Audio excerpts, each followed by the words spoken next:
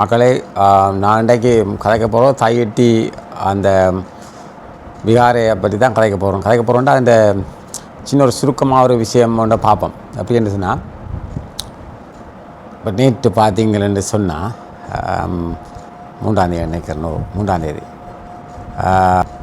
நேற்று ஒரு பருவம் வந்து அப்போ ஒவ்வொரு பருவமும் இந்த விகாரைகளில் பிக்குமார் ஒரு பூசை ஒன்று நடத்துவாங்க. எங்களை தெரிஞ்ச மொழியில் சொன்னால் பூசை. அப்போ நேற்று அந்த போன மாதம் ஒரு போராட்டம் நடந்தால் அந்த காணிகளை மீட்கிறதுக்காக வேண்டி. இப்போ நேற்றும் நடந்தது. நேற்று கொஞ்சம் வளமையாக நடக்கிறத விட கொஞ்சம் பரபரப்பாக இருந்தது. ஏண்டா டாக்டர் அர்ச்சுனா இந்த விகாரி அடிக்க போகிறோன்ற ஒரு போட்டி கொடுத்தபடியாக கொஞ்சம் எல்லோரும் பரபரப்பாக இருந்தால் நானும் கொஞ்சம் நியூஸை பார்த்தேன். நான் இப்போ கொழும்புலான் இருக்கிறேன். பார்த்தா அங்கே ஒன்று நடக்கையில் போலீஸ்காரலாம் கூட இருந்தது.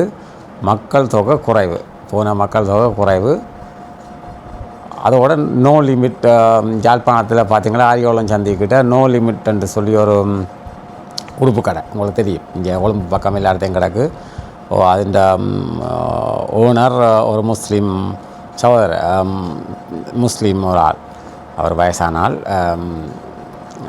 அப்போ அந்த கடை திறப்புலாம் நடந்தது. அங்கே பார்த்திங்கன்னா பயங்கர ஜனம். பயங்கர ஜனம் உங்களுக்கு தெரியும் தானே. என்னட்டு சொல்கிறது, யாழ்ப்பாணத்தில் இசை நிகழ்ச்சி நடந்தால் என்ன, ஆறு ரம்பான புருஷங்க வந்து டான்ஸ் நடத்தினாங்கன்னா ஜனம் பிச்சு உதறும். ஆனால் அந்த காணி புத்தவிகார அதை அமைக்கிறது பார்த்திங்கன்னா ஆக்கள் தொகை குறைவு. அதில் இப்போ அந்த தையிட்டியில் பார்த்திங்கன்னா நேற்று வந்த சனத்தை விட போலீஸுக்காரலாம் கூட. இப்போ இதுக்கு ஒரு காரணம் வேண்டாம். அந்த நான் முதல் சொன்னதான், அந்த அர்ச்சுனா ராமநாதன் ஒரு போட்டியில் கொடுத்துருந்தவர் இந்த 3ஆம் தேதி இடிப்பாங்களன்னு சொல்லி ஒரு நியூஸ். அதனால் நம்மள சனம் போலீஸ் கூடினது, சனம் குறைஞ்சது. எனக்கு ஒன்று விளங்குது இல்லை என்னென்னு சொன்னால், இப்போ அவங்க பிடிச்சி வச்சுக்கிறது 16 ஏக்கர் காணி இந்த விகாரை கண்டு பிடிச்சி வச்சுக்கிறாங்களாம். சரியா? அப்போ இந்த 16 ஏக்கர் காணி உரிமையாளர் வந்திருந்தாலும் புள்ள ஊட்டியோட வந்திருந்தாலும் அங்கே கனசனம் வந்திருக்கு. அந்த அவலாசனத்தையும் காணும்.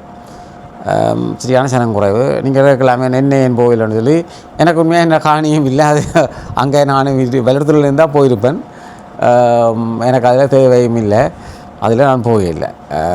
மற்ற அங்கே ஏன் போகலைன்றக்கு இன்னும் ஒரு காரணம், அரசியல் கட்சியெல்லாம் தங்களை முன்னிலைப்படுத்தி கொண்டிருக்கணும். இந்த காணிக்காரர் இல்லை, ஒன்று ரெண்டு சகோதரிகளை தவிர மற்றாக்கள் அங்கே அந்த காணியை மீட்கணும் என்று முன்னிலைப்படுத்தலை. அது ஏதோ அரசாங்கத்துக்கு கொடுத்து போட்டு மாதிரி தான் இருக்கணும். அதில் இன்னும் ஒரு விஷயம் என்னென்றால், நயனாதிபதி நாகவியாரை அவர் அந்த ஆமத்தூர் வந்து சொல்கிறார் என்னென்னு சொன்னால், தனக்கு அதை பிடிக்கல, ஆக்களை காணியை பிடிச்சி வச்சுருக்கிற பிடிக்கல, தனக்கு இந்த விகாரையை தந்தால் தனக்கு ஒரு ஏக்கர் காணும், அதில் தான் அந்த விகாரையை கொண்டு நடத்துவேன் சொல்லி. இப்போ அவைக்குள்ளேயே 2 பிரிவு கிடக்கு. அவர்கிட்ட பௌத்த சமயத்தில் உள்ள பிக்குமாருக்குள்ளே 2 பிரிவு கிடக்கு. இதில் பார்க்க தெரியுது.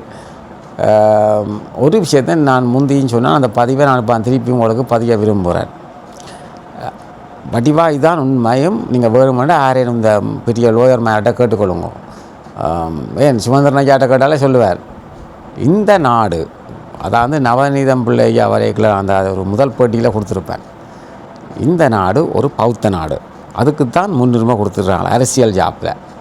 இப்போ நீங்கள் என்ன தான் கத்திக்குளறி என்ன செய்தாலும் பௌத்தத்துக்கு தான் முதல் உரிமை, மறக்காதீங்க. அதுக்கு தானே எப்போ இவ்வளோ காலம் சண்டை விட்டுனாங்க. அதில் எதுவும் மாற இல்லை.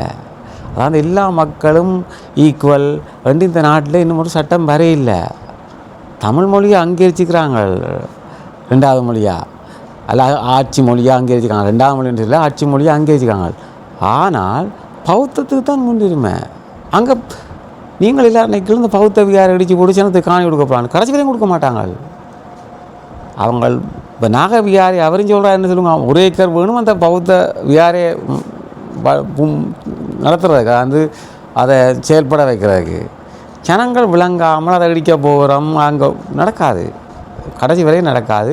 இது அரசியல் கட்சிகள் தங்களை முன்னிலைப்படுத்துறதுக்காக வேண்டி அங்கே போராட்டம் செய்கிறதும் கொள்வதுமா. ஆனால் இது கட்டாயம் செய்ய வேண்டியது அரசியல் கட்சிகள் இல்லை, அந்த மக்கள், உண்மையான பாதிக்கப்பட்ட காணி ஓனர், அந்த காணி அந்த மக்கள்லாம் இந்த போராட்டம் செய்யணும். அந்த மக்களுக்கு ஆதரவை மற்றாக்கள் செய்யலாம், அரசியல் கட்சிகளோ அதற்கும் செய்யலாம் ஆதரவை. இதை விட்டுட்டு அதை வச்சுக்கொண்டு அரசியல் செய்யக்கூடாது, இதான் முக்கியம். மற்ற இன்னும் வடிவாக திருப்பி நான் சொல்கிறேன், இந்த நாடு ஒரு பௌத்த நாடு, அதுக்கு தான் அவங்க இந்த முன்னுரிமையை கொடுத்துட்றாங்க. நீங்கள் என்ன இதென்றாலும் அதை அப்படியே அவன் அதான் செய்ய போகிறான். அப்படியே இனிமேலும் விளங்கி கொள்ளுங்கோ. ஒரு மக்கள் அந்த காணிக்கார மக்கள் போராட்டம் செய்தால் தான் அந்த மிச்ச காணி என்றாலும் அந்த 1 ஏக்கர் போக மிச்ச காணி என்றாலும் மக்கள் கை கொடுக்கப்படும், அரசாங்கம் கொடுக்கும். இல்லாட்டி அந்த காணி ஆக்களுக்கு கிடைக்காது. அப்போ போராட்டம் முக்கியம், அந்த சனம் தான் செய்யணும், அரசியல் கட்சிகள் இல்லை. ஏன்னா அரசியல் கட்சிகள் தங்கடா லாபத்துக்காக வேண்டி இதை குழப்பி அடித்து கொண்டிருக்கணும். மற்றது ஆக்களுக்கு ஒரு புலியான இன்ஃபர்மேஷன் கொடுக்குறோம். இது அதான் நான் சொல்கிறேன், இது சுமந்திரன் ஐயா ஆக்கள், இது அதாவது நான் ஒரு லோயர் இல்லை, ஆனால் அந்த அரசியல் ஜாப்பு தெரிஞ்ச ஆக்கிட்ட கேளுங்கோ. இப்போ இது எல்லாத்துக்கும் ஜாப்பை பற்றி கதைப்பினல அதை போய் கேளுங்க. இந்த நாட்டில் அதுக்கு தான் முன்னுரிமை. ஒன்றும் செய்யலாம், நாங்கள் அதை மறக்காதீங்கோ. அதை கட்ட விடாமல் தடுத்துருக்கோம். ஸ்டார்ட்டில் தொடக்கைக்கு அவங்க இராணுவத்தின் கையில் இருந்தபடியாக அவங்கள அதை தொடங்கிட்டாங்க. இனி அரசியல்வாதிகளும் பேசாமல் இருந்துட்டோம். இதான் இங்கே இந்த நாட்டில் உள்ள பிரச்சனை. அதை மறக்கக்கூடாது. நாங்கள் விட்ட போல் அவங்கள அதை கட்ட விட்டது. அப்போ இனிமேலும் இதுக்குள்ளே போராடுங்கோ. தேவையில்லாமல் போய் அவங்கள சட்டத்தை மூடி உள்ளே இருக்க வேண்டாம். ஏன்னா எப்படியும் அவங்களுக்கு தான் தீர்க்க போகுது. ஆனால் இப்போ பார்த்திங்களா, சில பேர் சொல்லிக்கணும், இப்போ சொல்லிக்கணும் இதுக்கு ஒரு தீர்வு தமிழில் தாண்டி. இதைத்தானே தலைவர் அந்த காலமாக 30 வருஷமாக சண்டை விட்டவர். அப்பயே அவருக்கு ஒரு தரம் ஆதரவு கொடுக்க எழுப்ப வந்து தமிழில் தான் தீர்வு அங்கே இங்கேன்னு சொல்லி கொடுக்குறோம். இதெல்லாம் சண்டைக்குரிய காரணங்கள். இனி சண்டை எங்களுக்கு வேண்டாம், சமாதானம் தான் வேணும். ஆனபடியாக நீங்கள் இந்த விகார பிரச்சனையை விளங்கி இந்த காணி உரிமையாளர்கள் அதுக்கு எதிராக நீங்கள் குரல் விடுங்கோ. நாங்கள் எல்லோரும் சேர்ந்து வாரோம். இதை விட்டு அரசியல் கட்சிகள் போய் அதை குழப்பி அடித்து திரும்பி வார காணியம் வரவிட பண்ண வேண்டாம். இதுக்கும் இந்த அரசாங்கத்தால் ஒன்றும் செய்ய முடியாது. இப்போ சில விஷயத்தை புரிஞ்சு கொள்ளுங்க. இங்கே அவங்கெல்லாம் சில விஷயங்கள் இப்போ பாருங்கோ, அரசாங்கம் அதுக்கு தமிழ் மக்களுக்கு சார்பாக புத்தவிகாரை அடித்து அழிஞ்சாலே பெரும்பான்மை சிங்கள மக்கள் விடுவாங்களா? யோசித்து பாருங்கோ. பெரும்பாலும் இந்த அரசு ஏற்கனவே அவங்களுக்கு சந்தேகம், இந்த அரசில் தமிழ் மக்களுக்கு ஏதோ கொடுக்குறோம், ஒன்றும் கொடுக்கல, அது சரி. ஆனால் அவங்க பேசாமல் இருக்கிறாங்க. அதை பெருசாக பூதாகரமாக்க அது ஒரு ஆர்மியோ நேவியோ போலீஸை விட்டு அதை சுடுபட்டு அந்த பிரச்சனைகள் இல்லாமல் அதை வச்சு பாதுகாக்கிறாங்க. மற்ற அவங்க அதை பெருப்பிக்க முடியல, பார்த்தீங்கன்னா தெரியும், அதை அப்படியே நிப்பாட்டுறாங்க. அப்போ அந்த பிரச்சனையை ஒரு பேச்சுவார்த்தை மூலமாக அந்த காணி உரிமையாளர்கள், அரசாங்க தரப்பு, மற்றது எங்கள் தமிழ் கட்சிகளும் சேர்ந்து அரசியல் அதுக்குள்ளே பின்னணி இல்லாமல் அதை பிரச்சனையை முடிக்கணும். ஒரு கால எல்லையோட கொடுத்து 3ஆம் ஆண்டுக்குள்ளே முடிக்கணும் என்று விடணும். இல்லாட்டி இந்த பிரச்சனை தொடர்ந்து இழுபட்டு கொண்டிருக்கும். இது தொடர்ந்து இதான் ஒரு பேசுபொருளாக இருக்கும். இதுதான் என்னுடைய பதிவு.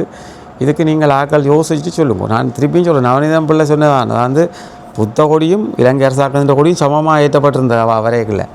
அதன் அர்த்தம் ஒரு நாட்டின் தேசிய கொடி தான் ஈரமாக இருக்கணும். ஆனால் அதுன்ற சமானுக்கு புத்த கொடி ஏற்றிருந்தது, அதை மறக்காதீங்க. அதான் நான் சொல்கிறேன், அரசியல் ஜாப்பை நல்ல விஷயம் தெரிஞ்ச ஜாப்பு தெரிஞ்ச ஆக்கிட்ட கேட்டு இதை எதென்று கொள்ளுங்கோ. மற்றபடி தேவையில்லாமல் இதுக்கு நாங்கள் வெளியிலே இருந்தோ உள்ளுக்கே இருந்தோண்டோ இப்போ பிரச்சனையை உருவாக்கக்கூடாது. அதாவது தான் நான் சொல்கிறேன். இது நான் உடைப்போம் இந்த பிடிப்போம்லாம் சொல்லக்கூடாது. இருந்தாலும் சட்ட ரீதியாக போகலாம். சட்ட ரீதியாக போனால் என்ன நடக்கும்னு சொன்னால், சட்டத்துலேயும் புத்தகம் தான் முதல் உரிமை. அப்போ அந்த 1 ஏக்கரோடு நிப்பாடலாம். அந்த நயனாதி விகாரதியை பிடிச்சி அவர் கொஞ்சம் நல்ல விஷயமா சொன்னவர். அவரும் தன்னோட தரத்தில் தான் சொல்கிறார். மற்றது அப்போ அதில் யோசித்து இதுக்கு ஒரு மக்களாக தெரிவு செய்யப்பட்டார்களாம் சேர்ந்து ஒரு முடிவு எடுக்கணும். இதை தான் நான் சொல்லுவேன். நன்றி.